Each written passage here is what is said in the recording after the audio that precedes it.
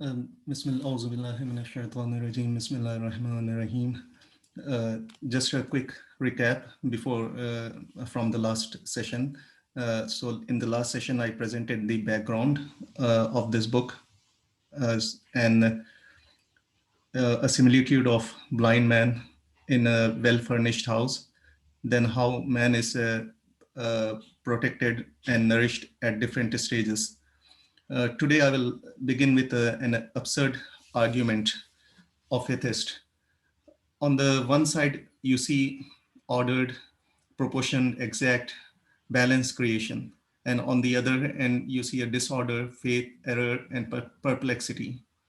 So if abiogenesis, which is a spontaneous creation without specific design, can be admitted under such condition of regularity, then purposeful generation can be result of error and perplexity, since these two are opposed to abiogenesis. अगर कि हम ये मान के चलते हैं कि एथिस का जो आर्ग्यूमेंट है कि स्पॉन्टेनियस क्रिएशन से ये ऑर्डर्ड और एग्जैक्ट प्रोपोर्शन क्रिएशन पैदा हुआ है, तो फिर और उनका ये कहना है कि जो सो क्रिएटर अगर क्रिएट करेगा तो ये सब एरर और परप्लेक्सिटी आएगी. तो इमाम कहते हैं कि such a statement is highly absurd that order and rectitude should come about without a creator, and disorder should suppose a creator. He's ignoramus who says this, because anything produced without design will never be exact and proportioned, and Allah is above what heretic says. Imam then tells how if a child has been born with mature intellect, how he will be astounded by on opening his eyes and seeing such different kinds of forms, birds, animals. And if he is born with a mature intellect, he will feel disgusted carrying about in the lap.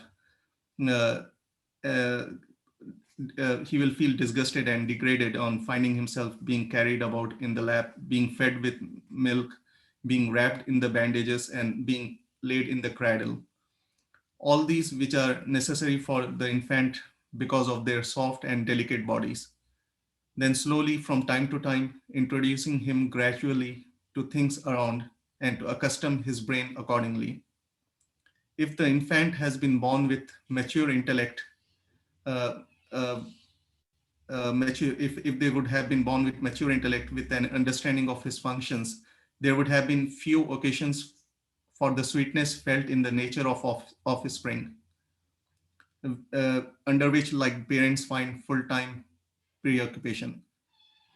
जो माँ बाप को एक मोहब्बत होती है औलाद से, it is also because of the sweetness, because of like मासूमियत जो औलाद में होती है. अगरचे if the child would have been born with intellect, ये मोहब्बत पेरेंट्स में शायद ना हो. Also, like he seeks his sustenance and then learn lessons of obedience, error, and disobedience. Imam then mentioned purpose of tears, saliva, and sexual organs, and how the receptacle of embryo expand proportionately with the size of embryo to prevent any pressure on it and to preserve it till it is strengthened and is toughened. Imam then reminds, don't you see that everything big or small has been created on a flawless plan, without fault or error? Have all these work of ingenuity or these elegant proportions come about by themselves? At this stage, Hazrat Mufaddhal asked like, "O Master, some people believe that all this is the outcome of the function of nature, each organ coming into existence as and when required by nature." Imam then asked, nature which is the function, nature which functions in such a well-planned, well-ordered fashion, possessing knowledge and power, or is it devoid of also intelligence and reason, without power and without knowledge? जो nature अगर कि nature से ये सब होता है, ये each organ comes into existence as and when required by nature, then क्या nature में knowledge और power है या नहीं? ये इमाम पूछते हैं. If they admit that it possesses knowledge and power, then what obstructs them from a belief in the creator?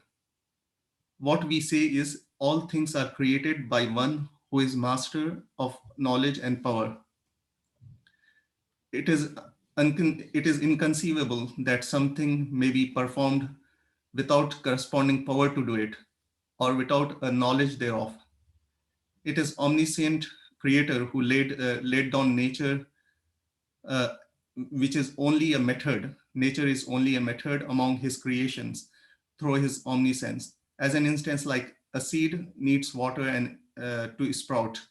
Water is lifeless unless it is enlivened by life giver.